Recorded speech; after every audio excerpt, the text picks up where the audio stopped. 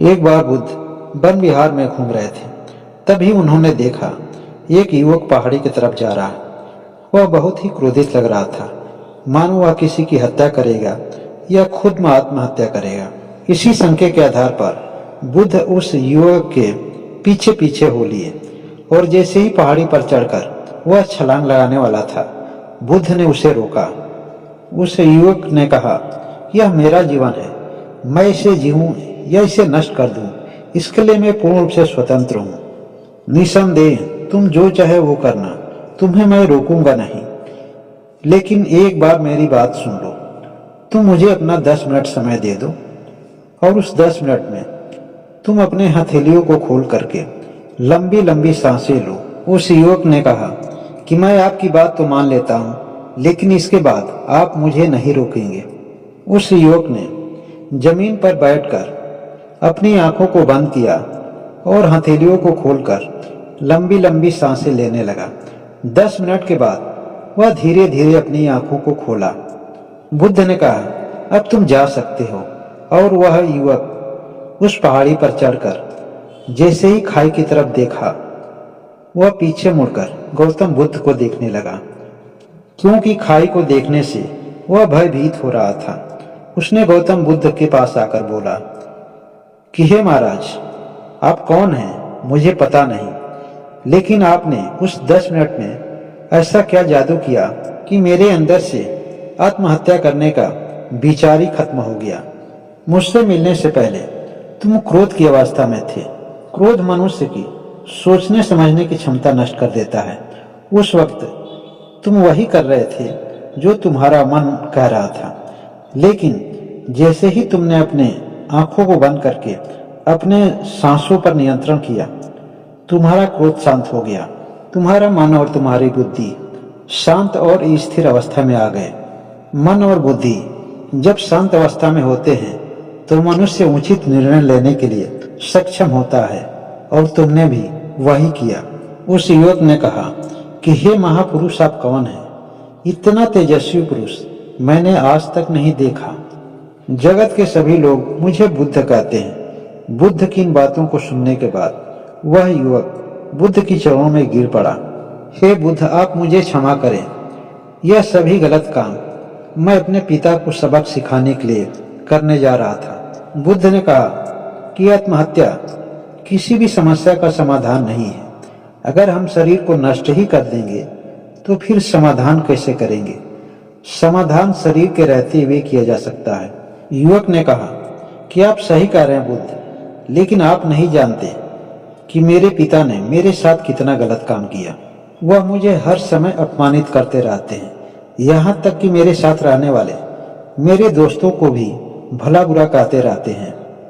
हालांकि वह बचपन में हमें बहुत ही प्रेम करते थे।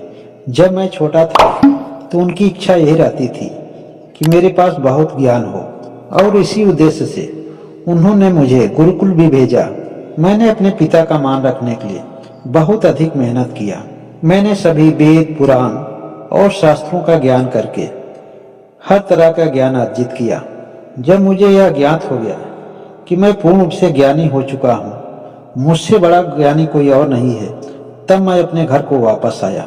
जब भी मुझे मौका मिलता, मैं अपने पिता के सामने अपने सभी ज्ञानों को रखता था, ताकि वो जान सके कि उनका लड़का कितना बड़ा ज्ञानी है। मेरे ज्ञान को देखकर उन्हें खुश होना चाहिए था, लेकिन ऐसा नहीं हुआ। वह मुझसे कहने लगे कि तुम्हें अधिक ज्ञानी होने का भ्रम हो गया है, यह केवल तुम्हारा अहंकार है। ज्ञानी लोग ज्ञान का प्रदर्शन नहीं करते, जबकि मुझे पता है कि मेरे ज्ञान की वजह से उस क्षेत्र में मुझे कितना मान सम्मान मिलता है। हर जगह शास्त्रार्थ के लिए लोग मुझे आमंत्रित करते रहते हैं। जब कहीं भी शास्त्रार्थ पर मैं जाता था तो वह वहां पहुंचकर मुझे बहुत जलील करते थे और भला बुरा कहते थे। इन्हीं सब बातों को भुलाने के लिए मैं अपने दोस्तों के साथ मिलकर मदिरा पान का भी सेवन करने लगा। एक दिन तो वह मेरे साथ कुछ अधिक ही जातीय कर दिए। शास्त्रार्थ में पहुंचकर मुझे अधिक भला बुरा कहे और कई चाटे मारे भी, मुझे अधिक जलील भी किए। तब उस दिन मैंने अपने मन ही मन यह निश्चय किया कि मैं एक दिन इनको सबक जरूर सिखाऊंगा। जब यह मेरी अर्थी को अपने कंधे पर उठाएंगे तब इन्हें अपनी गलती का एहसास जरूर होगा। और यही सोचकर मैं आज इस पहाड़ी की तरफ जा रहा था, तभी आपसे मेरी मुलाकात हो गई।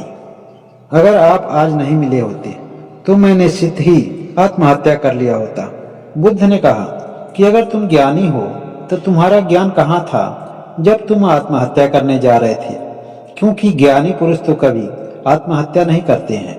युवक ने कहा कि हे बुद्ध, कब मेरा ज्ञान अहंकार में बदल गया मुझे पता ही नहीं चला, लेकिन आप मुझे इस समय अपनी शरण में ले लीजिए ताकि मैं फिर से ज्ञान प्राप्त कर सकूं। आज आपकी वजह से इतने बड़े पाप करने से मैं बच पाया हूं। बुद्ध ने कहा कि तुम मेरे पास केवल 4 दिन रहोगे, उसके बाद तुम अपने घर जाओगे। वह भी आधी रात के बाद। वह 4 दिन के बाद मध्य रात्रि में अपने घर पहुंचा।